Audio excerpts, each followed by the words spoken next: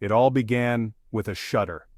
Not in the sprawling caldera of Yellowstone, but hundreds of miles away in the shadow of another sleeping giant.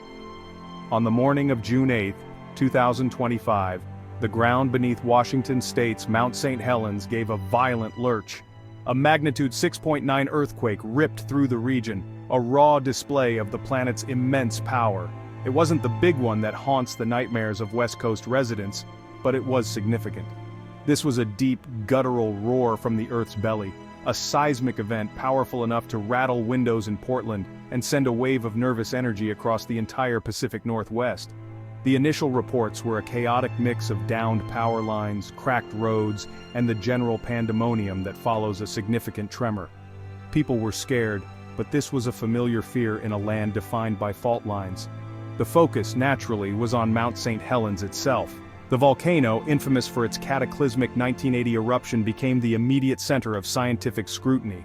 Was this a precursor to another blast? Was magma on the move? Helicopters with thermal imaging cameras buzzed over its crater, and geologists from the Cascades Volcano Observatory scrambled to analyze the flood of new data.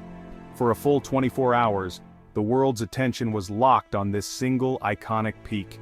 Every news channel, every social media feed was filled with images of its snow-dusted cone, a picture of serene beauty belying the violent forces churning deep within the earth.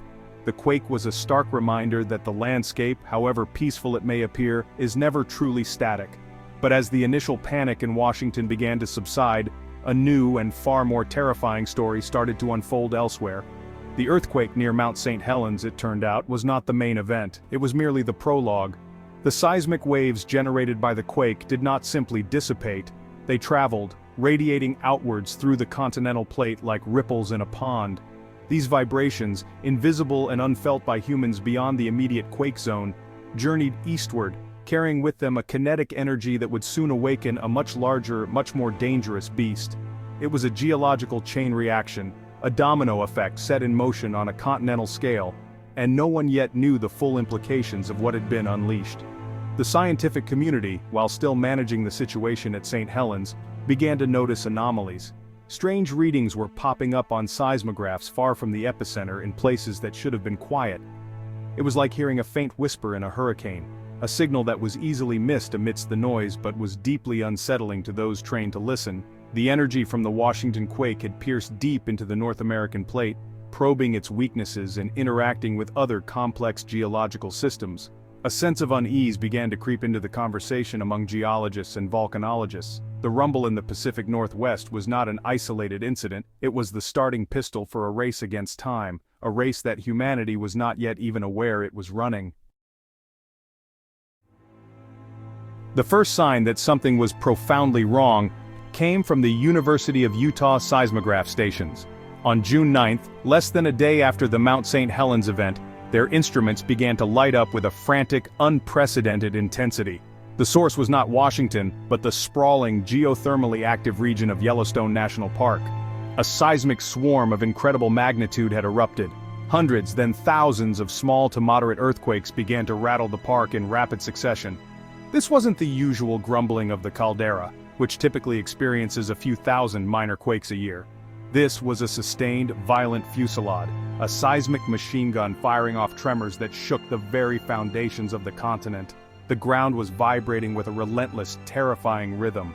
Scientists who had dedicated their lives to studying Yellowstone were left stunned, their faces illuminated by the frantic glow of computer monitors displaying the chaotic data.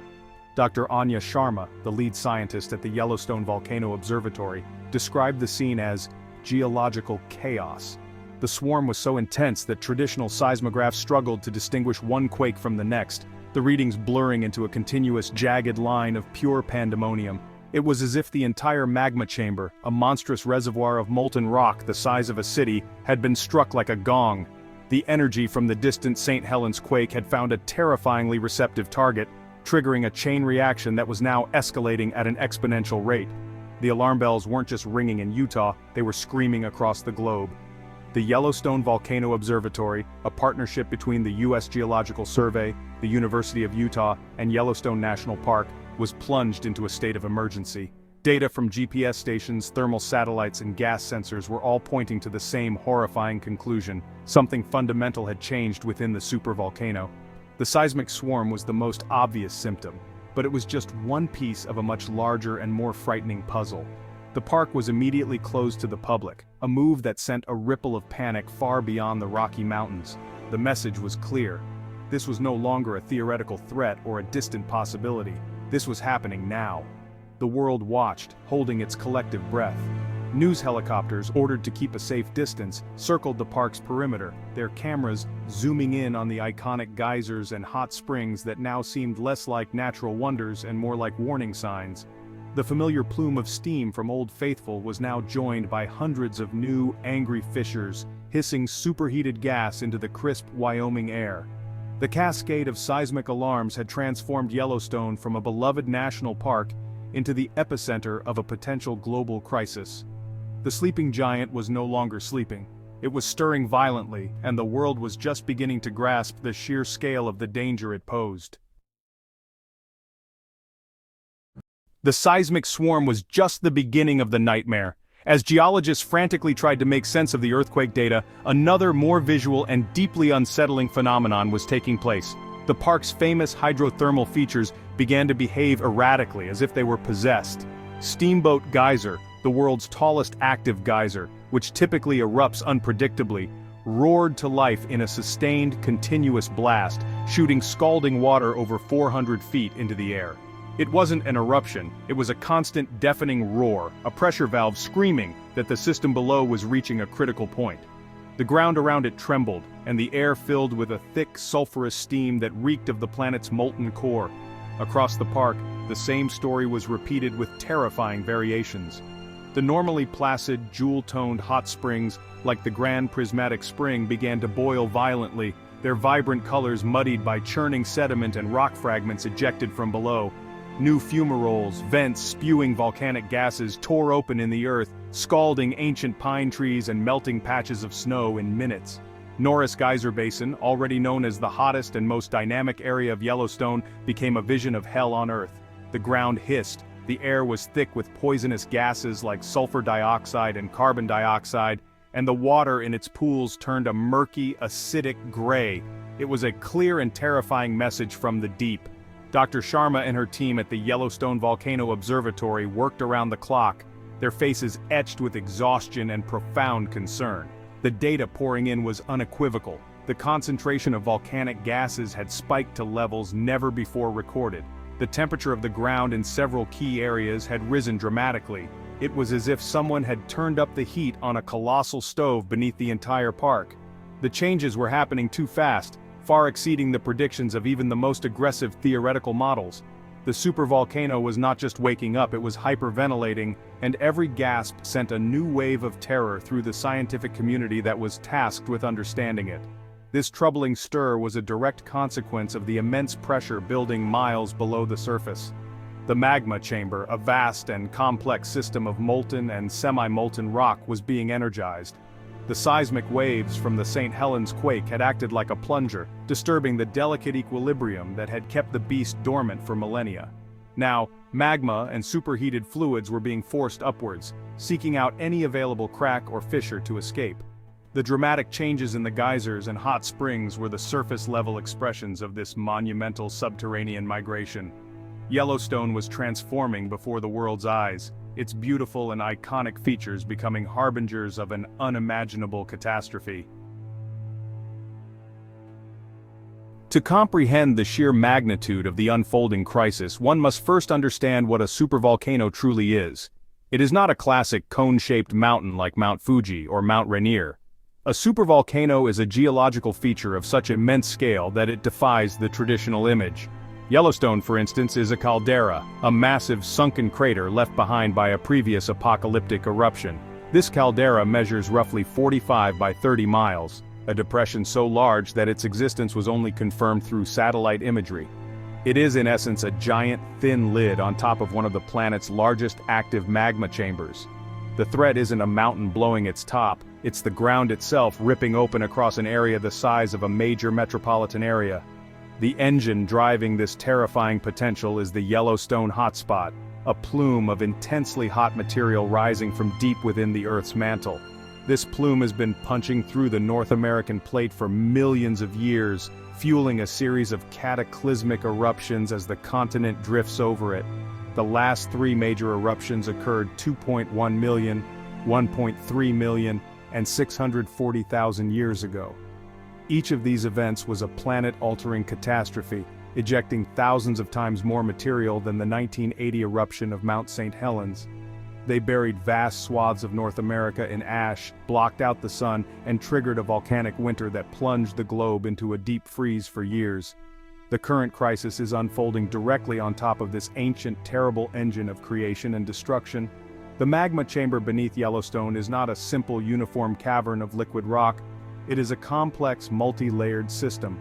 A shallower chamber composed of sticky, silica-rich rhyolitic magma sits just a few miles below the surface. This is the magma that fuels the explosive eruptions. Below that lies a much larger, deeper reservoir of hotter, more fluid basaltic magma, which recharges the upper chamber from below. The current fear is that the seismic shock from the St. Helens quake has caused a new injection of this hot basaltic magma into the upper chamber. This process can rapidly increase the temperature, pressure, and gas content of the rhyolitic magma, turning it into a highly volatile and explosive mixture ready to blow. This is the science that kept the experts at the Yellowstone Volcano Observatory awake at night, long before the current crisis. They understood the mechanics of the beast they were monitoring. They knew that super eruptions are not sudden events but are preceded by a period of dramatic unrest. This unrest, seismic swarms, rapid ground deformation, changes in hydrothermal activity, and increased gas emissions, was the very checklist of horrors now playing out in real time. The theoretical models were becoming a terrifying reality. The science of the supervolcano, once a subject of academic papers and documentaries, was now the most important and frightening field of study on the planet. Every data point was a clue to a future that no one wanted to imagine. Beyond the shaking earth and hissing fumaroles, the most alarming data point for scientists was the ground deformation.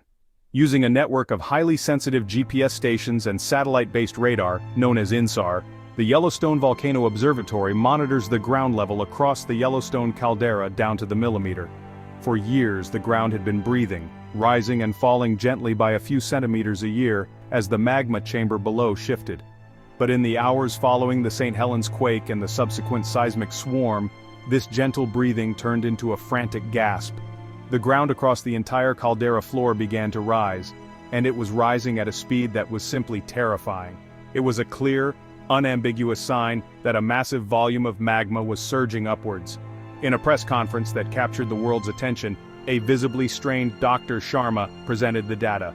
A color-coded map showed a terrifying bullseye of red centered over the caldera. In less than 48 hours, the ground in the center of the park had uplifted by more than 3 feet. Areas that were once gentle slopes were now noticeably tilted, and new cracks were appearing in the earth. "The rate of uplift is unprecedented in the historical record," she stated, her voice steady, but her eyes betraying the immense stress of the situation. "The ground is swelling like a balloon because it is being pushed from below by an immense volume of magma. We are witnessing the pressurization of the volcanic system in real time. This massive ground uplift is perhaps the most critical indicator of an impending eruption. It's the physical manifestation of the magma chamber filling to its breaking point. Imagine pumping air into a tire until the rubber stretches and strains.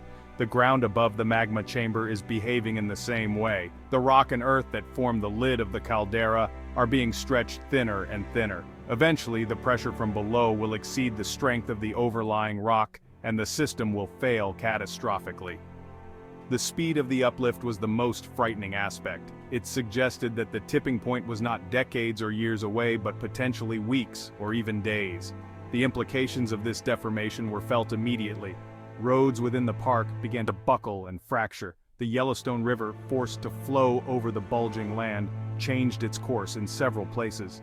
The land itself was groaning under the strain, emitting low-frequency infrasound that was detected by sensors but was too low for the human ear to hear. A silent scream from a world under unbearable pressure. This telltale sign, the swelling of the earth, transformed the threat from abstract to tangible. You could see it, you could measure it.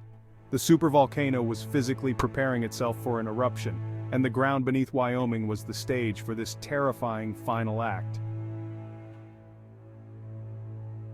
With the ground swelling and the earth trembling, the conversation shifted from if to when and more terrifyingly, to how big. The specter of a full-scale super-eruption, a VEI-8 event on the Volcanic Explosivity Index, now loomed over the planet. Such an event would be an extinction-level catastrophe, a geological force of nature so vast it is almost beyond human comprehension. The initial blast would be apocalyptic. It would not be a localized explosion but the tearing open of the ground across the entire 45 by 30-mile caldera. A column of ash, gas, and pulverized rock would be ejected more than 25 miles into the stratosphere, unleashing energy equivalent to thousands of nuclear weapons detonating simultaneously. The immediate effects would be devastating for North America. Everything within a 100-mile radius of Yellowstone would be instantly annihilated by pyroclastic flows, superheated avalanches of gas and volcanic matter moving at hundreds of miles per hour, incinerating everything in their path. Cities like Jackson, Wyoming, and Bozeman, Montana, would cease to exist in a matter of minutes. A thick blanket of volcanic ash, heavy and abrasive as fine glass, would rain down across the continent. Denver could see a foot of ash, Chicago several inches, and even New York City would receive a noticeable dusting. This ash would collapse buildings, contaminate water supplies, destroy agriculture, and grind modern civilization to a halt. The global consequences would be even more dire. The sheer volume of sulfur dioxide and other gases injected into the stratosphere would form a veil of aerosols, reflecting sunlight back into space. This would trigger a volcanic winter. Global temperatures could plummet by 5 to 10 degrees Celsius, ushering in a new, man-made ice age that could last for a decade or more. Monsoons would fail, growing seasons would be eliminated, and the world would be plunged into a global famine. The intricate web of global trade, communication, and travel would collapse. It would be a reset button for human civilization, a return to a state of survival against a hostile and frozen planet. This is the specter that haunted the frantic discussions in emergency bunkers and government offices around the world. The awakening of Yellowstone was not a regional disaster, it was a global existential threat. The potential for a cataclysmic eruption forced humanity to confront its own fragility, to recognize that the stable climate and predictable seasons that have nurtured our civilization for 10,000 years are not guaranteed.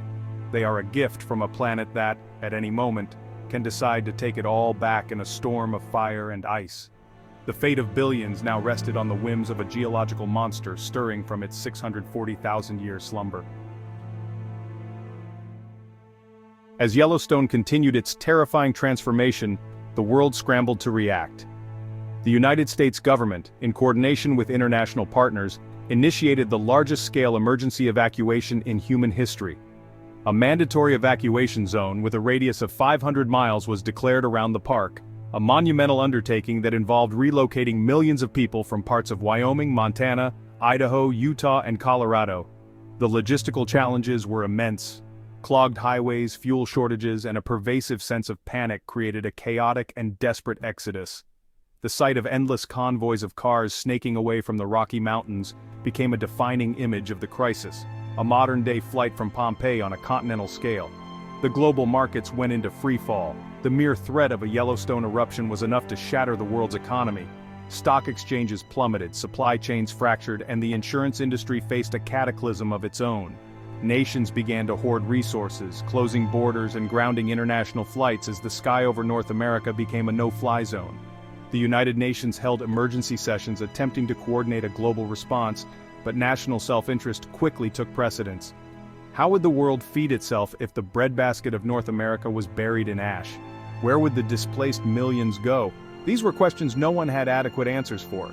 Scientific teams from around the world converged on the periphery of the danger zone, offering their expertise and equipment. A desperate, almost science fiction-like plan was even debated. Could the eruption be prevented or mitigated? Ideas ranged from drilling relief wells to release pressure to using nuclear detonations to try and seal the magma conduits. However, most scientists agreed that these were futile and potentially catastrophic gestures. The forces at play were simply too immense to be controlled by human technology. Attempting to intervene would be like trying to stop a hurricane with a handheld fan, a gesture of profound arrogance and desperation in the face of overwhelming natural power. the crisis laid bare the stark reality of our preparedness, or lack thereof, for a global catastrophe of this nature. For decades, governments had focused on threats like pandemics, nuclear war, and climate change, but the geological stability of the planet was largely taken for granted. Emergency plans for a super eruption were mostly theoretical, filed away in dusty binders. Now, humanity was forced to improvise on a global scale, facing a threat that could unravel civilization itself. The awakening of Yellowstone was not just a geological event. It was the ultimate stress test for our interconnected world, and the system was cracking under the strain. Today is June 10, 2025. The world is on a knife's edge.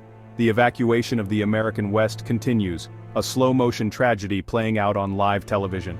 The ground in Yellowstone has now risen by over 4 feet, and the seismic activity has not abated. The air for hundreds of miles around the park smells of sulfur, a constant, acrid reminder of the fire below. Scientists at the Yellowstone Volcano Observatory and other monitoring stations can do little more than watch their instruments and update their terrifying forecasts. They are no longer predicting what might happen. They are simply documenting what is happening, serving as the official record keepers for the end of an era. The question is no longer if it will erupt, but what the final trigger will be. The world has been irrevocably changed. A new primal fear has been introduced into the collective human consciousness. The ground beneath our feet, once a symbol of stability and permanence, is now a source of deep anxiety. Every minor earthquake, every wisp of steam from a volcano anywhere in the world is now watched with a terror it never was before. The Yellowstone crisis has reminded us that we are living on the thin, fragile crust of a dynamic and violent planet. The illusion of control, the central tenet of modern civilization, has been shattered. We are, and have always been, at the mercy of forces far beyond our command. The future is uncertain. If the eruption is averted, if the beast settles back into a restless sleep, humanity will have been given a final stark warning. The crisis will undoubtedly spur a new era of geological research and global disaster preparedness. But if the worst comes to pass, the history of our species will be divided into 2 distinct ages, the time before Yellowstone, and the long, dark winter that followed. The fate of billions hangs in the balance, dependent on the intricate and violent geology of a single spot in the North American wilderness. The new reality is one of humility and fear in the face of a planet that has proven, once and for all, that it is the one in charge. For now, all we can do is watch, wait, and hope. We watch the data pouring in from the brave scientists on the front lines. We wait for the ground to either still its frantic trembling or to finally give way in a cataclysm of unimaginable proportions. We hope that the models are wrong, that the pressure will subside, that the worst-case scenario remains in the realm of fiction. But as the sun sets today over a planet on edge, the sky above Wyoming glows with an unnatural fiery light, and the deep, low rumble from the heart of the world grows ever louder. The giant is awake, and humanity is holding its breath.